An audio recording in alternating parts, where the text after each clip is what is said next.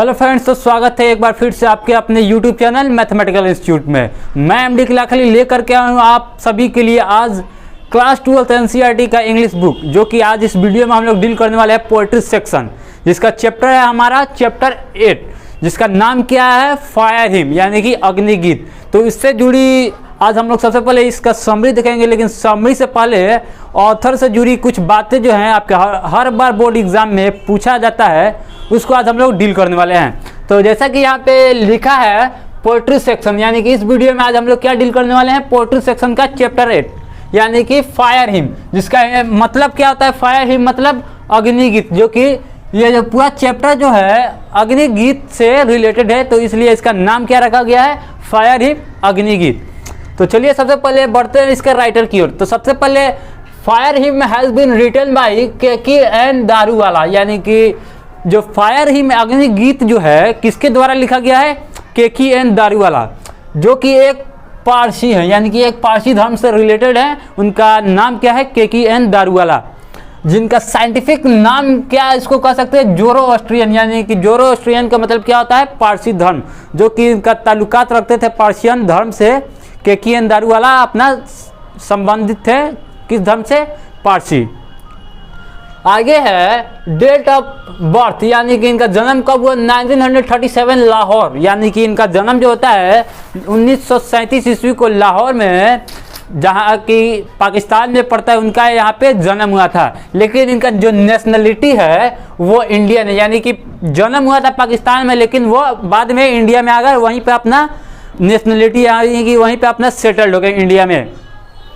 आगे जो है इन्होंने एक बुक लिखी जो काफ़ी प्रसिद्ध हुई, यानी कि इनका एक जो बुक है जो काफ़ी प्रसिद्ध हुआ, उनका नाम क्या है, the keeper of the dead, यानी कि the keeper of the dead जो है यह बुक बहुत ही ज़्यादा प्रचलित है, इसलिए यहाँ पे इसको लिखना पड़ा, या आपका एग्जाम में भी पूछ सकता है कि केकी एन दारूवाला ने कौन सा एक किताब लिखा जो बहुत ही ज़्यादा इंपॉर्टेंट है। तो इसका आंसर क्या होगा, the keeper of the dead. आगे जो है इन्होंने इनके तीन काम बहुत ही ज़्यादा प्रसिद्ध हुए, और कब कब हुए, जो पहला है अंडर ओरियन, यानी कि अंडर ओरियन जो है 1970 ईस्वी को इन्होंने अपना पहला जो कार्य किया, जो मोस्ट वीवीआई वर्क है, उसमें पहला स्थान आता है अंडर ओरियन, और दूसरा का क्या नाम है, एपेरिशन इन अप्रैल, जो कि 1971 में हुआ, और क्रॉसिंग ऑफ रिवर जो है 1976 ईस्वी में हुआ। और अगला जो है इन्होंने अपना education in Punjab university Chandigarh, यानी कि इनका जो एजुकेशन हुआ वो पंजाब यूनिवर्सिटी में हुआ, जो कि चंडीगढ़ में पड़ता है। आगे जो है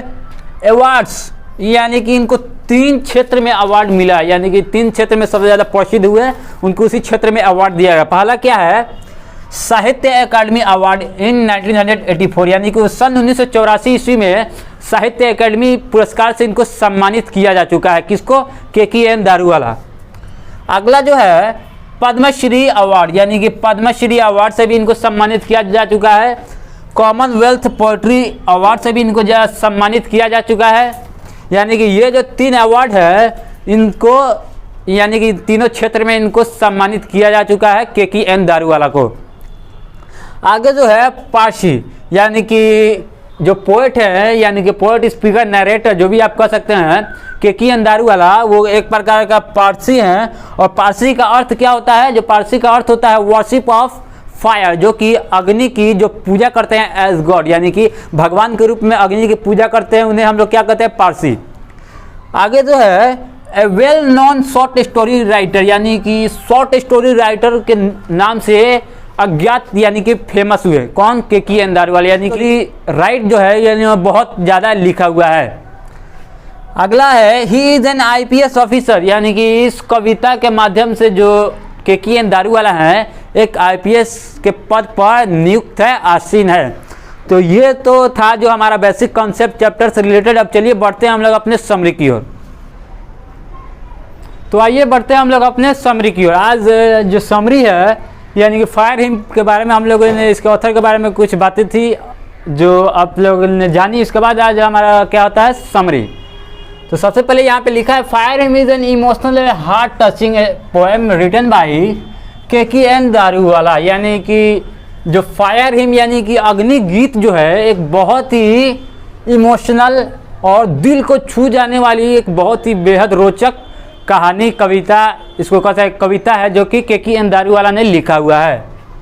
आगे जो है, in this poem the poet has described the scene of a burning Ghat,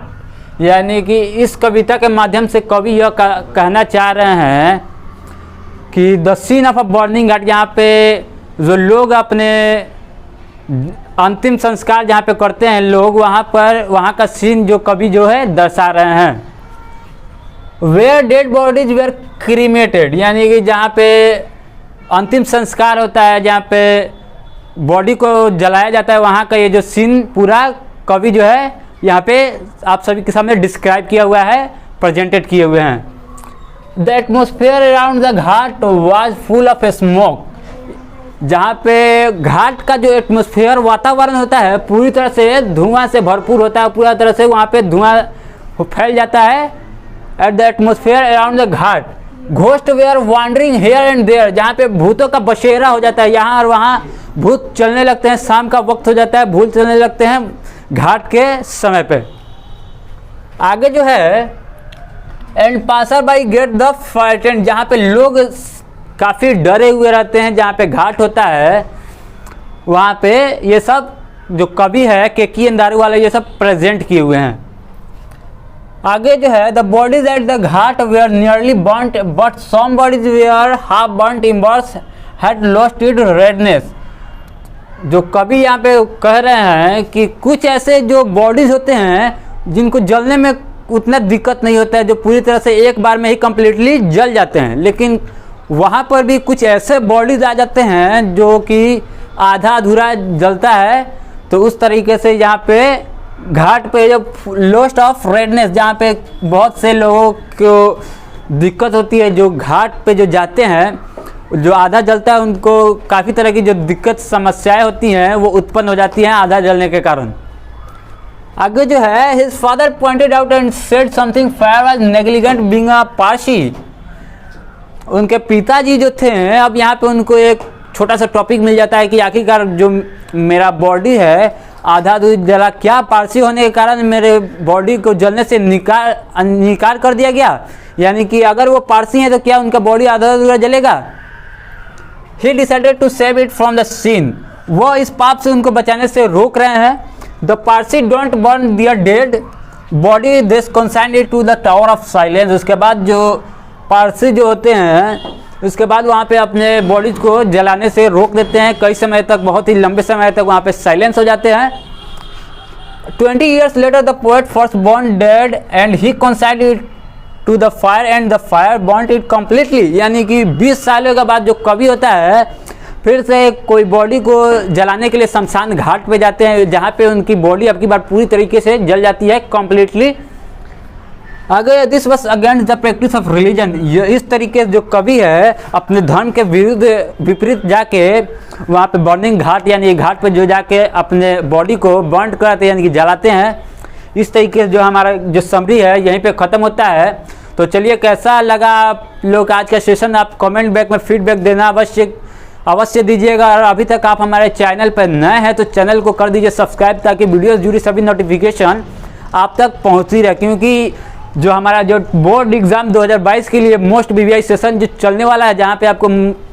chemistry, physics, math, English, Hindi सभी तरह के सब्जेक्ट्स आपको फ्री ऑफ कोर्स पढ़ाया जा रहा है। तो अगर अभी तक आपने हमारे वीडियो को लाइक नहीं किया है तो जल्द से जल्द लाइक कर दें, और साथ ही साथ अपने ज़्यादा से ज़्यादा दोस्त भाई बंधुओं के पास शेयर करें जो कि बोर्ड एग्ज़ाम 2022 के लिए अभी तक इस उम्मीद में बैठे हुए हैं कि आपको कुछ नए और रोचक कहानियाँ या सब्जेक्ट जो है मिले। इसी के साथ बढ़ते हम लोग अपने